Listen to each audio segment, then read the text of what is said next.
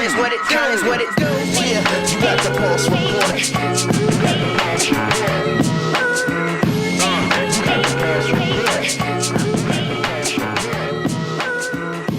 Oh man, wow. That's all I can say at this point, man. I'm elated right now. I just want to welcome you guys to the Pulse Report podcast. I'm your host, Marco, and my co-host Josh will be joining us later in a special segment that we prepared for you guys. I just want to introduce the podcast to those who don't know. This Pulse Report podcast was created by myself and a few others to create a platform for all of us to talk sports. We might be the hosts, but this platform is a platform for all of us to create this dialogue between you and I and our co-hosts. First and foremost, man, I just want to thank each and every one of you who have supported the podcast thus far, whether if you followed on Twitter or Instagram. And if you haven't, it's at The Pulse Report on Twitter and Instagram. Each and every one of our subscribers on YouTube and SoundCloud. Our name on YouTube and SoundCloud is The Pulse Report Podcast. So make sure you guys subscribe and follow on SoundCloud and YouTube. I just want to let you guys know, this podcast is for us, by us. It's for the people, by the people. So please feel free to join in. You can help generate some ideas by submitting your ideas to thepulsereportsubmit at Gmail. And we have our first guest, a good friend of mine. We go way back, man. We went to high school together, played football together, man. And I'm going to actually give him his own opportunity to introduce himself. So go ahead and introduce yourself. How y'all doing, listeners? I'm Keith Ray from D.C. with my good friend Margo. Ready to have some good conversation about sports that we do all the time.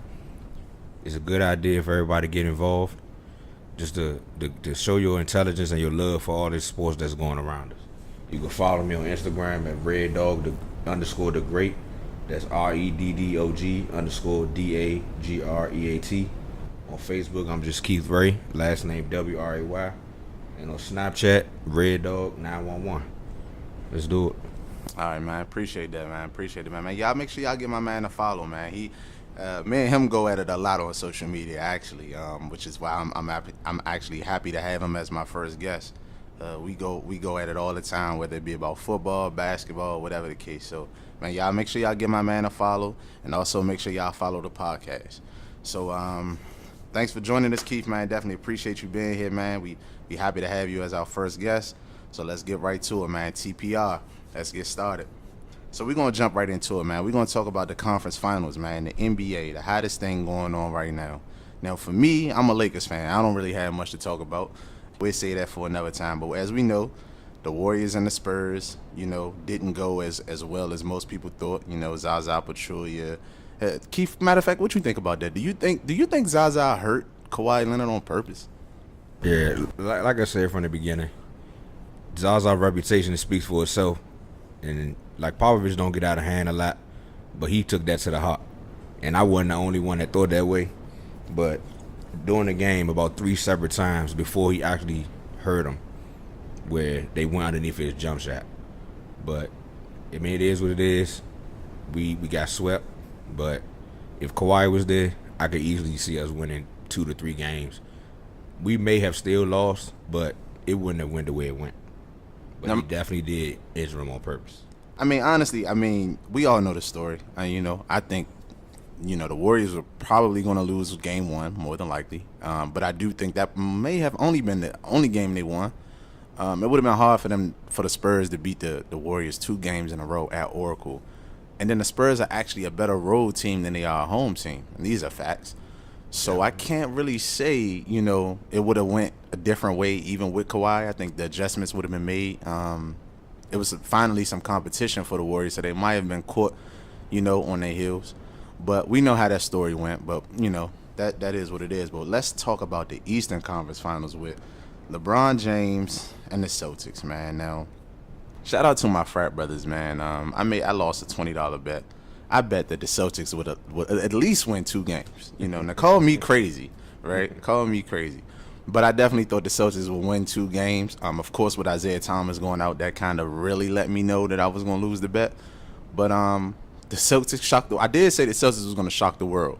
I said that, I meant that, and I was right. And I don't care what nobody said. I was right because they won Game 3, and nobody gave them a shot. Nobody gave them a shot. And LeBron James kind of disappeared in that game. Now, I'm not sure what went on, you know.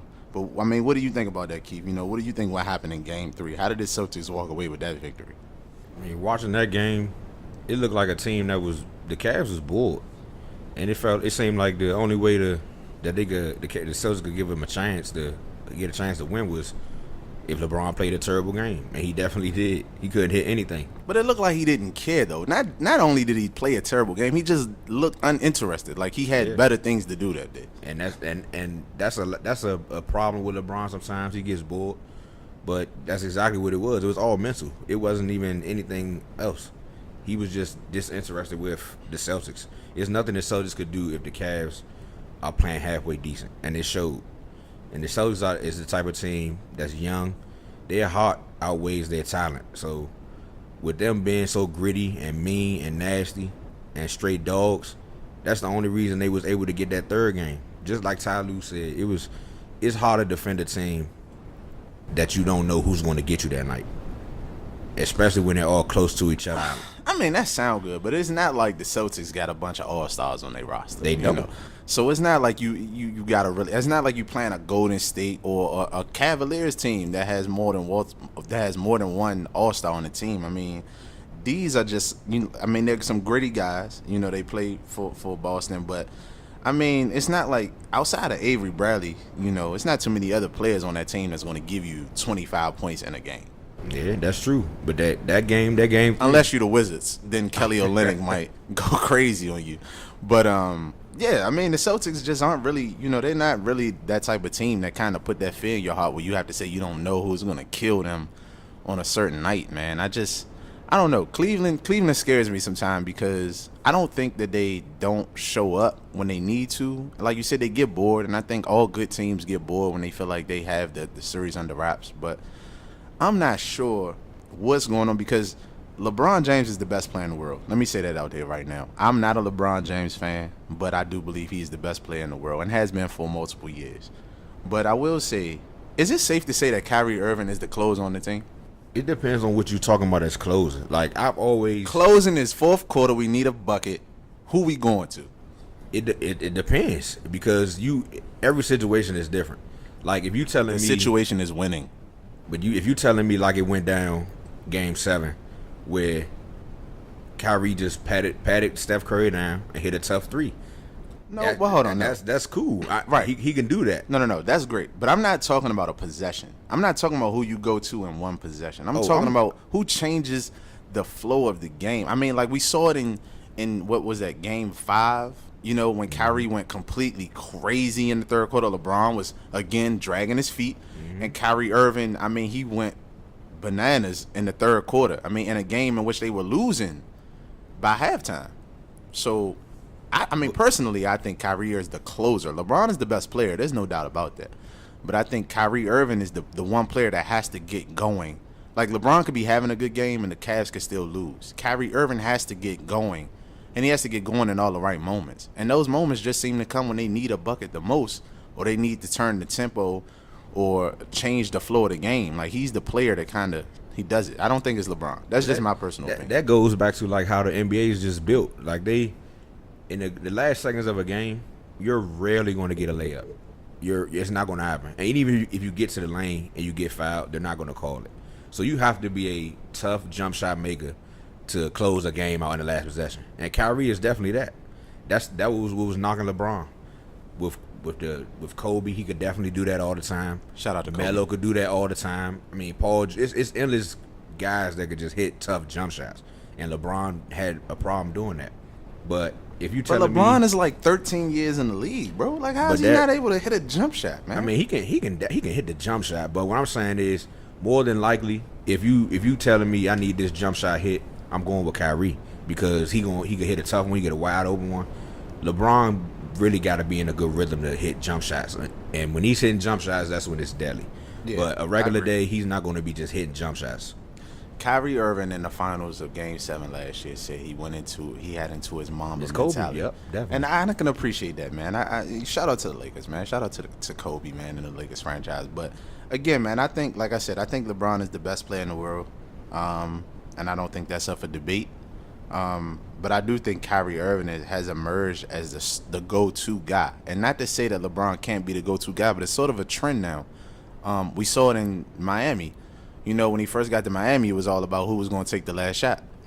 LeBron had it a couple times early in the season, and it didn't go their way. And it just so happened when they started going to Dwayne Wade, they started to make those plays. I mean, even Game 6 of the NBA Finals versus the Spurs and the Heat, and we all remember that. You know, with Bosh with the tap out to Ray Allen. Ray Allen hits the three after LeBron missed back-to-back 3-pointers. But a lot of people bring that up, but he hit 2 before that to get the game close. That don't matter, though. It don't matter because, I mean, if Ray Allen doesn't make that shot right now, we're talking about a LeBron James with only 2 rings opposed to 3. That's true. And who knows, does he leave Miami a year early because of that? I mean, there's a whole bunch of dynamics that go into that, but I'm just saying, it just seemed like for LeBron to be as great as he is, there's always another player that kind of puts the team on their back in crucial moments. I won't say for the whole season because he's clearly always going to be the best player on every team he plays on because he's the best player in the world. You know, you can put him on an all-star team and he's still the best player on the team.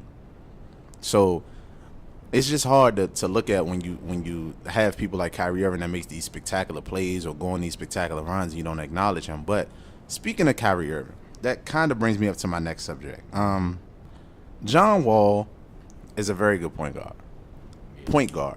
Yeah. We saw John Wall have a phenomenal season, one of his best seasons yet. He's probably, undoubtedly, you know, one of the best pure point guards in the league. But when it comes to the Eastern Conference, I believe that John Wall is the best complete point guard in the Eastern Conference. I mean, saying he's the best complete point guard, it's there. He can rebound, he can assist, and he defends when he wants to. But the way I look at Kyrie and I look at Isaiah Thomas, the NBA is all about getting that bucket. So all of the great things that John Wall does, they still kind of playing him like he's Rondo, and that's what I don't like. Like, they sit back and give him the jump shot and dares him to make it. Some games he hit it, but more than likely he's not going to hit it consistently. So if somebody going to say who's the best all-around point guard, it's definitely John Wall in the East. But if you asking me who, if I'm getting a sorry team like the Sixers or the Nets or somebody and I need you to draft me a point guard out of the East, I'm taking Kyrie, because Kyrie going do the main things. He gonna get fans there. When games are actually close, he's going to more than likely win the game. But games have to be close.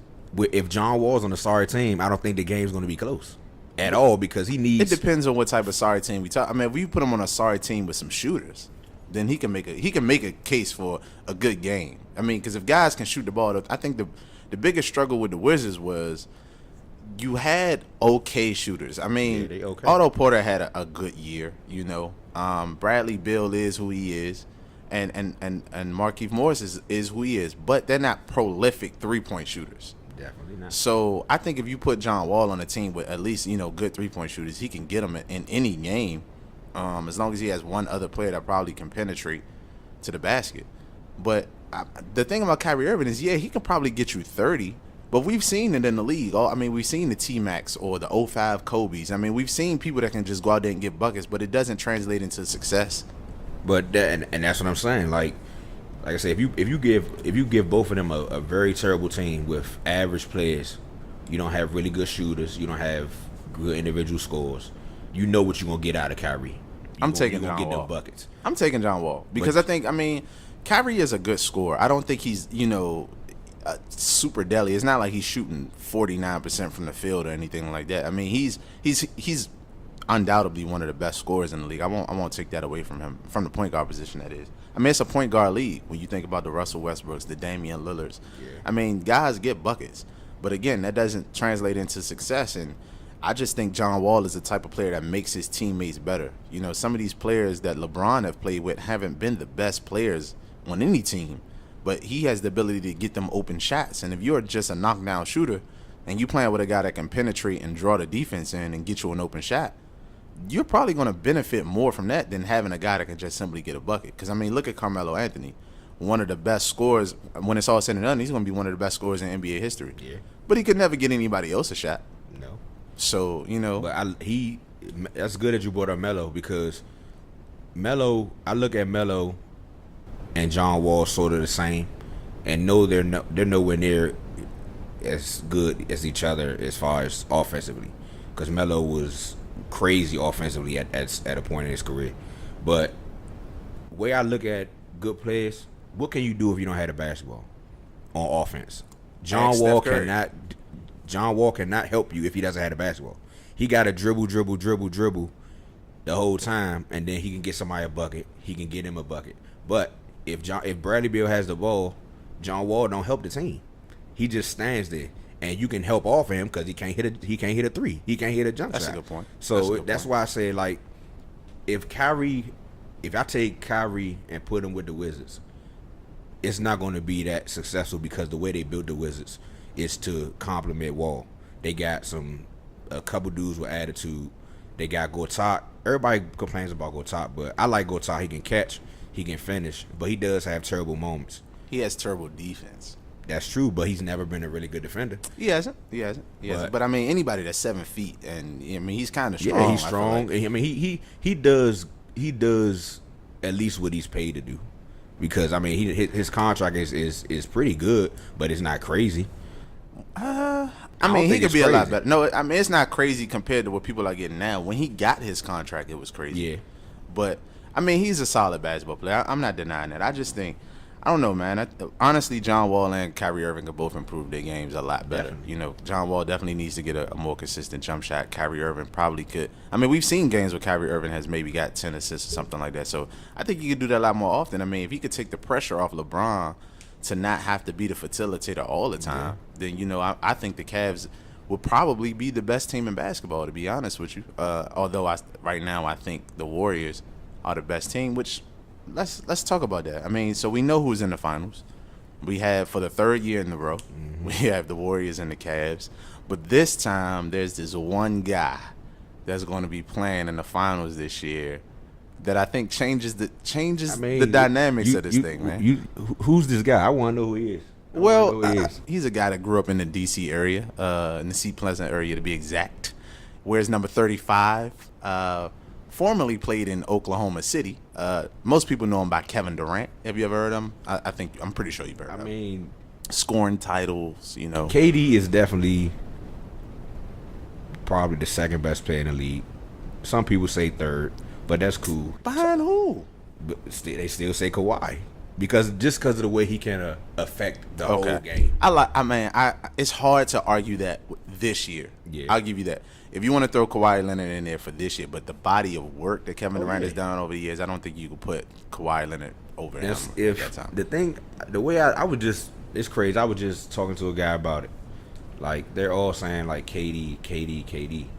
KD is can do whatever he wants right now, because he with Steph, he with Draymond. And Clay is there, but he's not really hitting. But you still got to respect it. That's just in the playoffs. It's just in the playoffs. But you still got to respect it, though. All shooters keep shooting. Yep. All shooters keep shooting. That's because I'm a shooter, basically. But the thing that's I'll never forget, LeBron right now, every time they play, I see Kevin Durant heart in his pocket.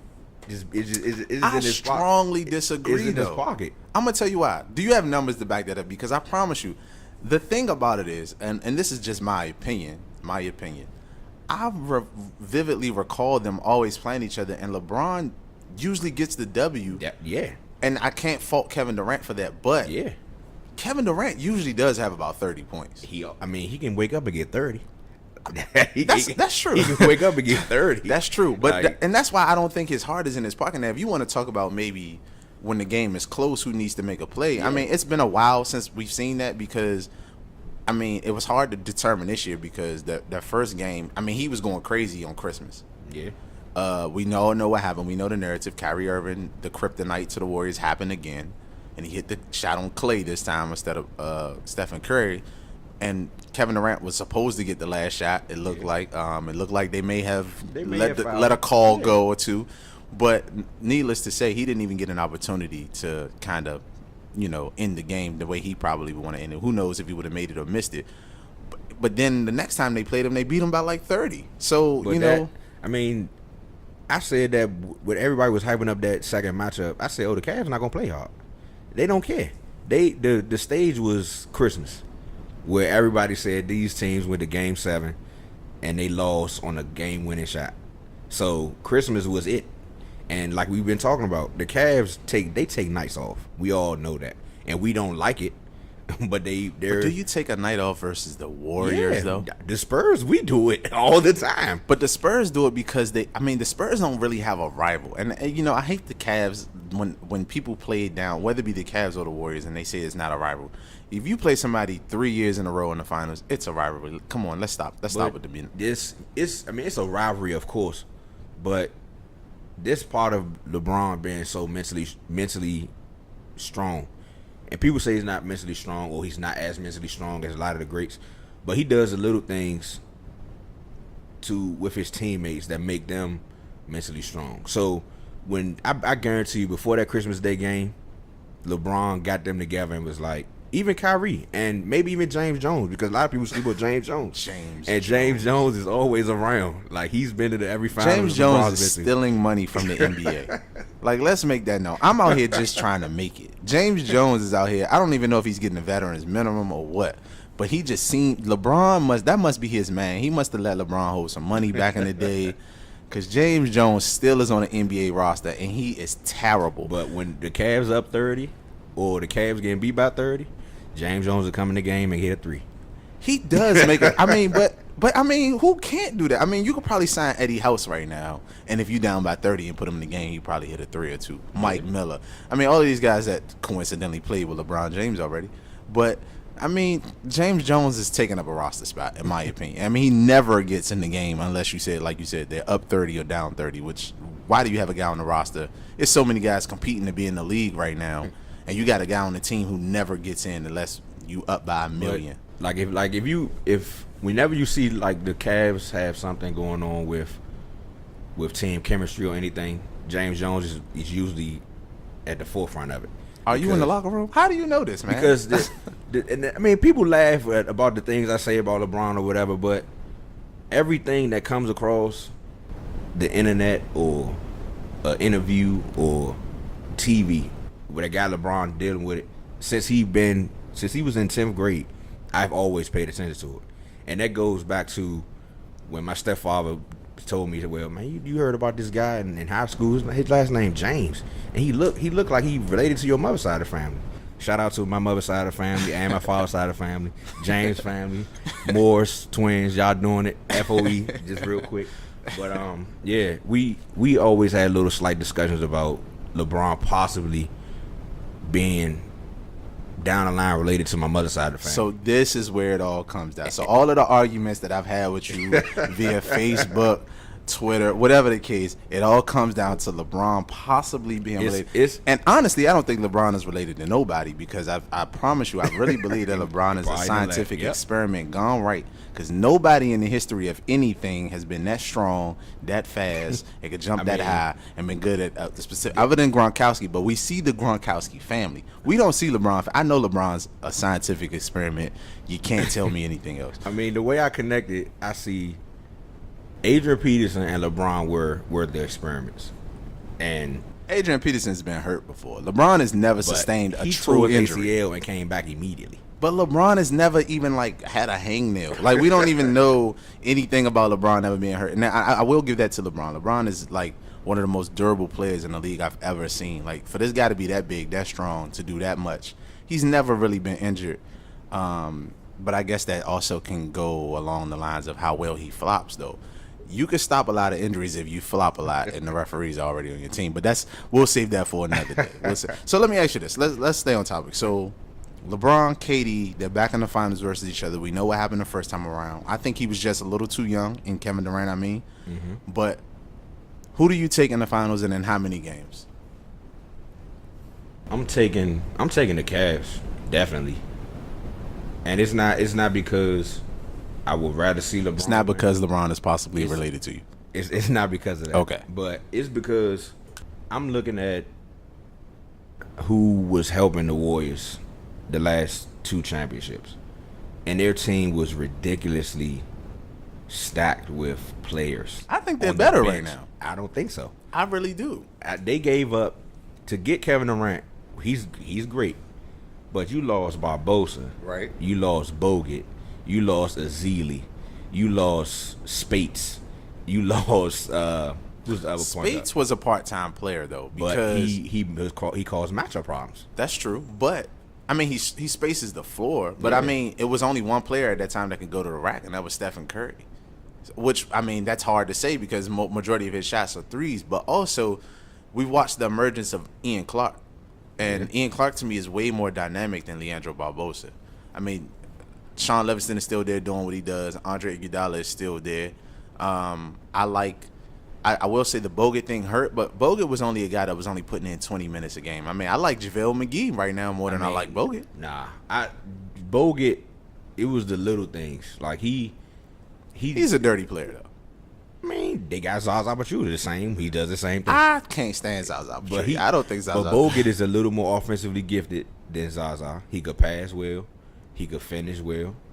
I mean, yeah, but he was a slower. part-time player though. I mean, Zaza's a part-time player as Yeah. well. But when you bring JaVale McGee, you kind of get a combination of the Ezeli and Bogut. I don't. Or you at least get Ezeli. You at least get Ezeli when you have McGee in the game. McGee does the same thing. He rebounds well, he But blocks it was shots, like- and he it was- finishes. When Ezeli got in the game, it was like he was bullying, knocking people over, getting rebounds, and finishing. He was doing that. I don't JaVale McGee he can jump over people. We know that. His arms long. He can just catch alley-oops all day. But he's not. He doesn't go crazy on the offensive glass. He doesn't do stuff like that. Ezeli had moments in the finals where he was just getting offensive rebounds, kicking it back out for a 3. Or get an offensive rebound, go back up for a I dunk. mean, anybody that played for the Warriors is supposed to get a rebound and kick it out for the 3. But JaVale McGee don't he with the eye test just looking, he don't give me that JaVale same McGee attitude. led the league in plus minus. I mean, So that means every time JaVale McGee was on the floor, Yeah. they did something good. but that's all momentum. That's momentum. But who brings them? It's when he's in the game, though. I mean, I can't be mad at that. My thing is, I've never been a fan of I him. don't know. I don't think the Warriors. I do think the Warriors are better, and I say that because they don't have to rely on Stephen Curry as much because we seen it when Stephen Curry couldn't create. I mean, thank God for Andre Iguodala in the finals 2 years ago. You know, because no one else can create their own shot. So I think the addition of Kevin Durant takes away majority of those issues, and then, like I said, the emergence of an Ian Clark with JaVale McGee playing well. I think they're just as good, if not better. I mean, the only thing you take away is the off-the-bench three-point shooting that Mo Space brought. And, I mean, let's be honest, Mo Space wasn't a deadly three-point shooter. He would make 1 or 2 every here and there, you know, in the game. But, you know, it was last year in the playoffs, it was some games Mo Space didn't even touch the floor. I mean, looking at the Warriors the last 3 years, that first year, I mean, they got there, but nobody expected that. And then when they got there, they had to play the Cavs without Kevin Love, and then Kyrie gets hurt the first game. So it was LeBron and Dellavedova playing against. And they played the good, though. They did. And the Kevin Love injury actually helped Tristan Thompson It become did. the player I that said he that did. too, yeah. So, I mean, it was sort of a blessing in disguise. I mean, unfortunately, it worked out in the Warriors' favor Yeah. if you're a Cavs fan. But, I mean, it was what it was. The next year, I don't believe Stephen Curry was 100% healthy. Not to say that that's why they lost, but I don't believe that Stephen Curry was 100% in that game. And we also saw at least one game without their best defender in Draymond Green. So, I mean, both championships you could sit here and nitpick about, you know, and what that's- could have and happened. That's what's so great about this third one, because everybody's saying this happened the first time, this happened the second time. Oh, yeah, all Well, the this- cards on the table on Yeah, this one. third time everybody's pretty good as far as health. I think everybody's perfect. I don't think anybody has a lingering issue. The wear and tear is Oh, no, we know that's crazy. But, I mean, they literally combined for a record of 24-1. Yeah. So, it ain't no wear and tear. They was beating teams by 30. Now, if Well- there's any wear and tear, it's the coaches because they was up by 30 in a lot of these games, and they was still in the game. I mean, Kyrie he tweaked his ankle, but they say it's nothing wrong. That was like a regular twist. That's like, it'll be okay. Yeah, He'll it'd be fine. good, but for like I said, but we're looking at teams, both of them coming together basically strong, as strong as they could be to go for the finals. So whatever happens is pretty much going to, of course, break the tie, but it's going to quiet a lot of that back and forth unless they meet again next year. Okay. So you got the Cavs in how many games? I got the Cavs in 6 or 7. What? The Cavs? Does that surprise anybody? Nah, man. I'm taking the Warriors, man, at 6. I think, man, they come with too much firepower, man. I think they strap up on defense in these games where they really need to. So I'm going to go with the Warriors in 6. I'm going with Kevin Durant as my MVP. But I'm going to let my man Josh, man, give his take on it. Josh is my co-host, my co-founder of the Pulse Report podcast. So we're going to send it over to Josh. Hey, Josh, man, tell these people something, man. After watching last year's NBA Finals, the catchphrase "anything can happen" showed itself to be true. The Cleveland Cavaliers, led by LeBron James and Kyrie Irving, came back from a 3-1 series deficit on the 73-9 Golden State Warriors. With all the pressure, with their back against the wall, in 2 of the last 3 games in Oracle Arena, LeBron James made the impossible happen. He did it. He reasserted himself as king of the throne. The king. Some will argue that LeBron James was never off the throne. I would say he probably never was, but that light-skinned brother named Steph Curry was definitely putting his imprint on the game of basketball. He was having everyone wanting to shoot from 30, 40 feet away from the basket. I mean, just the way that this man played, the combination of handles and his shooting ability, we have already crowned him the best shooter of all time. That led to him winning back-to-back MVPs, one being unanimous. That's the first time that has ever happened in the NBA. Yeah, but LeBron got 4 MVPs, and he been to 6 straight finals. Who cares that Steph Curry got back-to-back MVPs? He ain't got back-to-back MVPs in the championship. He a one-trick pony. All he know how to do is shoot threes. You shut him down from the perimeter, he can't do nothing. He don't impact the game like LeBron do. All this and that.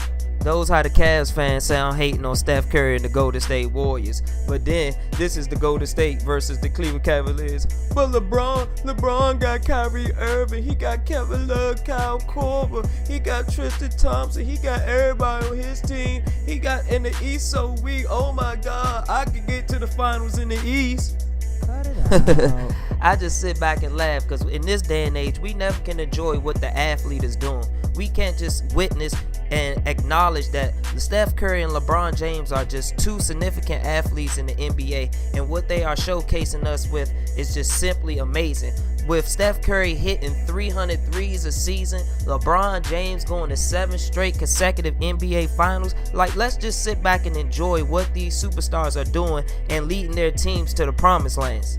And last year, that's what LeBron James did. He ended the 52-year drought and brought the championship back to Cleveland for the land, Cleveland. But once that series was over, Golden State knew they would have to go back to the drawing board because the way LeBron James treated Steph Curry, he just could not handle LeBron James. And then they had the memes of how he was Aisha new husband now, and he was having the baby in a stroller, little baby Riley and all that. I know Steph Curry wasn't going for that, but hey, LeBron James dominated that finals and came back from a 3-1 deficit. So they had to go out to the drawing board and regroup. And with that regrouping, some way, somehow, they got their hands on Kevin Durant. Wow. I know I'm not the only person in the house thinking how is this possible? How can that already 73-9 team loaded, who just beat the Thunder, get Kevin Durant? How? A question that we may never know the answer to. But as a basketball fan, I'm always going to be curious. Was it the system? Was it the coaching? Was it Russell Westbrook? I just really want to know, why did Kevin Durant leave OKC? Whatever the reason was, it better been a good one. Now that he's here with the Golden State Warriors, he's part of this trilogy.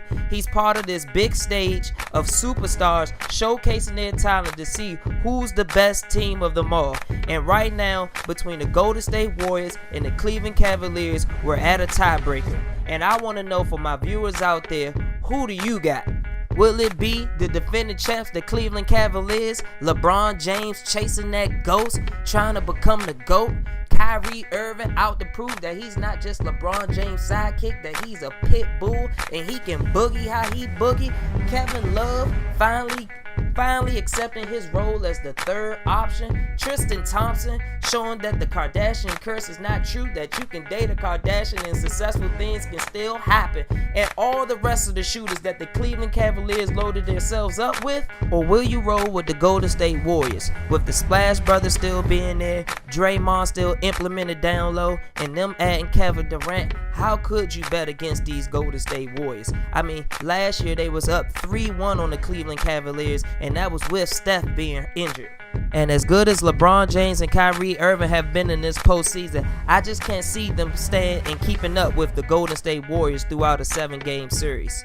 But you never know. The Cleveland Cavaliers can come out here and stun the world yet again and beat the Golden State Warriors, making the Cleveland Cavaliers the dynasty that Golden State wants to be. And with both teams having something to play for and all the players have something to prove, this should be a very exciting and game-thrilling NBA Finals. And as an NBA fan, I think that's all that we can ever ask for. I'm the Joker 1. Back to you, Marco.